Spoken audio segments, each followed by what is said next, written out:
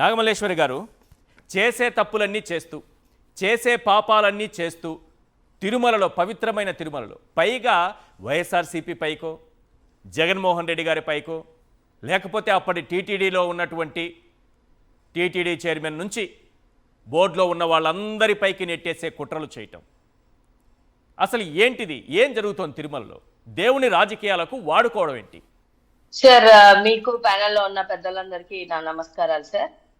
నాకు బేసిక్ గా ఏమనిపిస్తుంది అంటే సార్, ఒకసారి పరిపాలన చేతగానప్పుడు మాత్రమే, పరిపాలన చేయలేని నిస్సాయ స్థితిలో ఉన్నప్పుడు మాత్రమే ఇలా మత కలహాలు, కుల కలహాలు, లేకపోతే ఇట్లా దైవం మీద అడ్డగోలుగా అబద్ధాలు చెప్పి ఇట్లాంటివన్నీ క్రియేట్ చేస్తారు. వీళ్ళు వచ్చిన 18 నెలల కాలంలోనే వీళ్ళకు పరిపాలన చేతగాక ఇలా చేసినటువంటి విషయం. ఇప్పుడు లడ్డూ విషయంలో వస్తే, ఈవెన్ సుప్రీంకోర్టుతో సహా ఉన్నటువంటి ప్రజలకి కూడా అర్థం అవ్వాల్సినటువంటి విషయం, వాళ్ళకు అర్థమైనటువంటి విషయం ఏంటి అని అంటే, ఒక లడ్డూలో కల్తీ ఉందన్న విషయం ఎటువంటి టెస్టులకి పంపించకుండా, ఎటువంటి శాంపిల్స్ సెలెక్ట్ చేయకుండా, పోనీ సెకండ్ ఒపీనియన్ కూడా తీసుకోకుండా ఒక ముఖ్యమంత్రి గారు వచ్చి లడ్డూలో జంతువుల కొవ్వు ఉంది అని చెప్పి ఆయన స్టేట్మెంట్ ఇవ్వడం అనేది ఎంత పెద్ద తప్పు. ఉన్నటువంటి 135 కోట్ల మంది మనోభావాలను దెబ్బతీయడమే కదా. ఈ క్వశ్చన్ ఎవరికి అర్థం కాదా?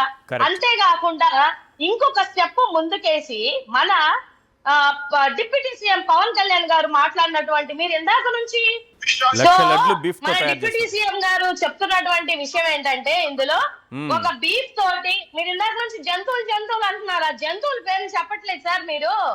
ఆయన చెప్పినటువంటి విషయం, ఆ జంతువు ఏంటంటే ఒకటి బీఫ్, ఇంకొకటి పిగ్. ఇప్పుడు ఎవరికి సార్, ఏ సనాతన ధర్మకర్తలు, ఇక్కడ ఉన్నటువంటి సనాతన ధర్మకర్తలు చాలా మందే ఉన్నారు కదా. నిజంగా ఒక లడ్డూలో ఒక పంది కొవ్వు, ఒక బీఫ్ కొవ్వు కలిసిందే అని ఇచ్చినటువంటి స్టేట్మెంట్లని, ఇచ్చినటువంటి వ్యక్తుల్ని, వీళ్ళని కదా బొక్కలో వేయాలి.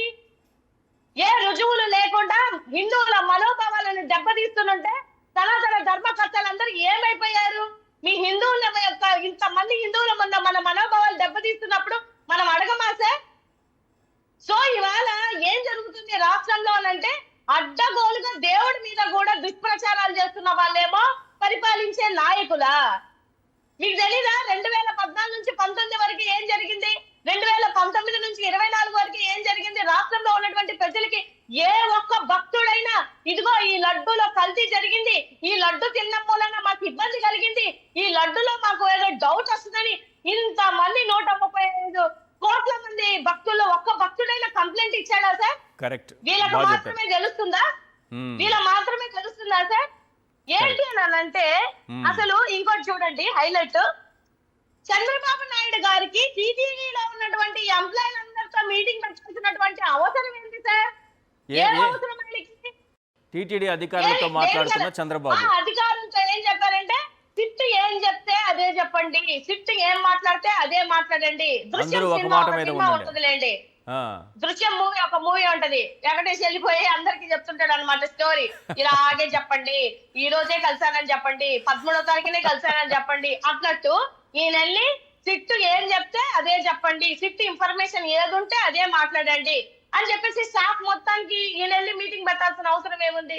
నాకు ఇప్పటికే ఆశ్చర్యమైనటువంటి విషయం ఏంటంటే, సిట్ కి వీళ్ళు ఇన్ఫర్మేషన్స్ ఇస్తున్నారా, వీళ్ళు వెళ్ళి సిట్ కి ఇన్ఫర్మేషన్ ఇస్తున్నారా సార్?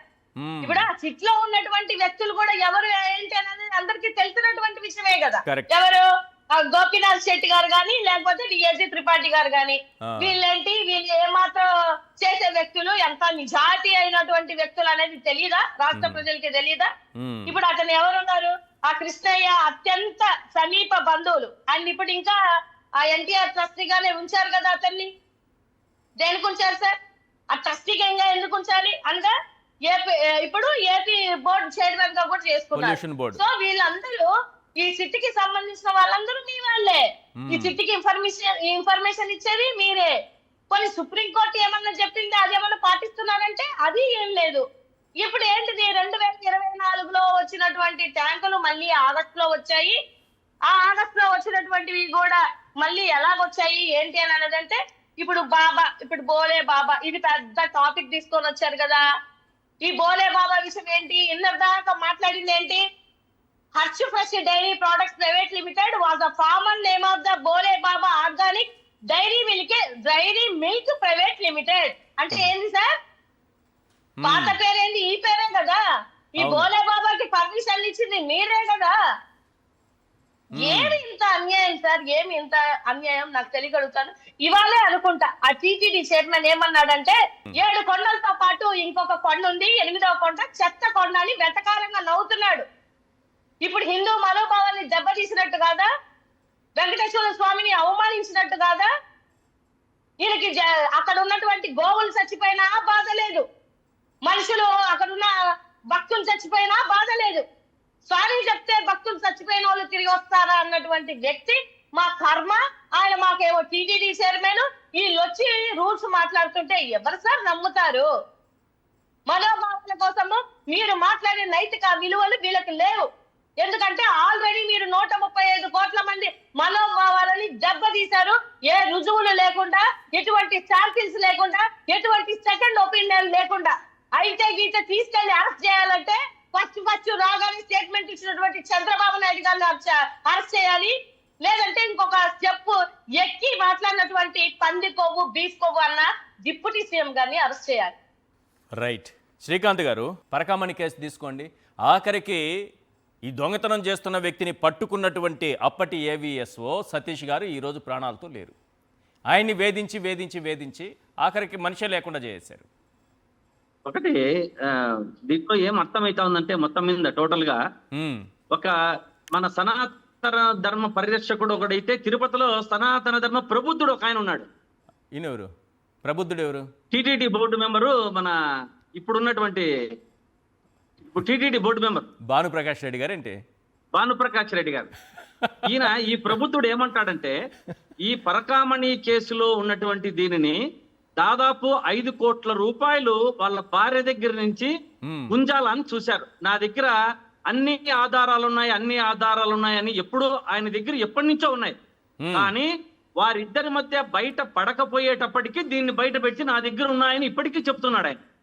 ఆ ఆధారాలు మాత్రం బయటకు తీయడు. దీని ద్వారా ఆమెకు తెలిసిన విషయం ఏమంటే 5 కోట్ల రూపాయలు లంచం వాళ్ళతో, అంటే వారి దగ్గర నుంచి ఇస్తే నేను గమ్మనుంటాను అని చెప్పినట్టు ఒక రవి భార్య దగ్గర నుంచి కూడా ఒక మెసేజ్ వచ్చింది.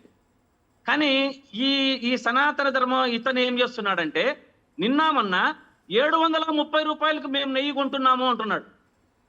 అంటే ఈయన దాదాపు ఒక టీటీడీ బోర్డు మెంబర్ గా దాదాపు 3 దఫాలుగా ఉన్నాడు. ఈ పరకామణి కేసులో ఉన్నటువంటి రవి అనేటువంటి 30 ఏళ్లుగా పనిచేస్తున్నాడు. ఇది ఈ రోజుతో జరిగే పని కాదు, ఎప్పటి నుంచో జరగాలి. అది కూడా ఎందుకు జరిగింది? ఈ పరకామణి కేసులో జగన్మోహన్ రెడ్డి గారు 23 కోట్ల రూపాయలతో సనాతనంగా మొత్తం ఈ యొక్క వ్యవస్థను బాగా నడపాలని అత్యాధునికమైనటువంటి కెమెరాలతో నిర్మించబట్టి అతను దొరికాడు. లేకుంటే ఇది ఇట్టే జరుగుతూనే కంటిన్యూ అయ్యేది ఇదంతా. ఇది ఎక్సలెంట్ గా చెప్పారు. కరెక్ట్. అది ఇది మామూలుగా ఎంత టెక్నాలజీ అంటే అద్భుతంగా సీసీ కెమెరాలు ఏర్పాటు చేసి దానికి సపరేట్ గా దానికి ఎంత అత్యాధునికమైనటువంటి సాంకేతిక పరిజ్ఞానం అక్కడ పెట్టడం వల్ల దొరికాడు ఈజీగా. ఈ రవి అనేది దొరికింది. ఈ వైఎస్ఆర్ కాంగ్రెస్ పార్టీకే ఈ ఘనత దక్కింది.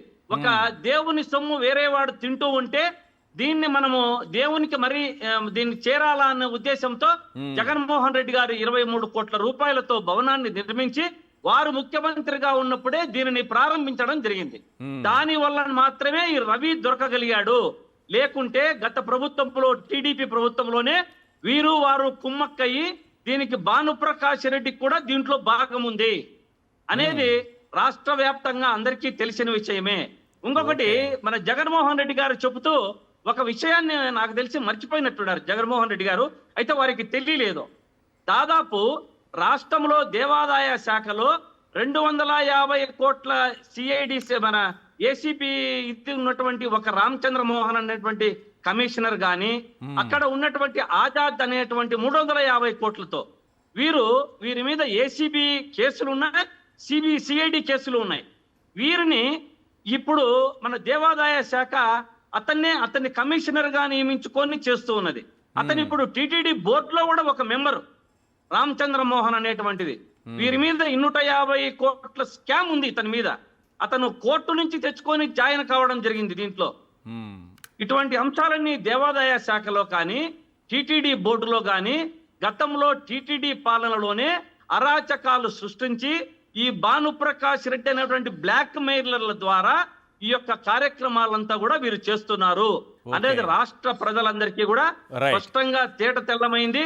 జగన్మోహన్ రెడ్డి గారు పూసకుచ్చినట్టు అన్ని యొక్క అంశాలన్నింటినీ కూడా వారు బాగా తెలియజేశారు అన్నది రాష్ట్ర ప్రజలకందరికీ విదితం అయిపోయింది.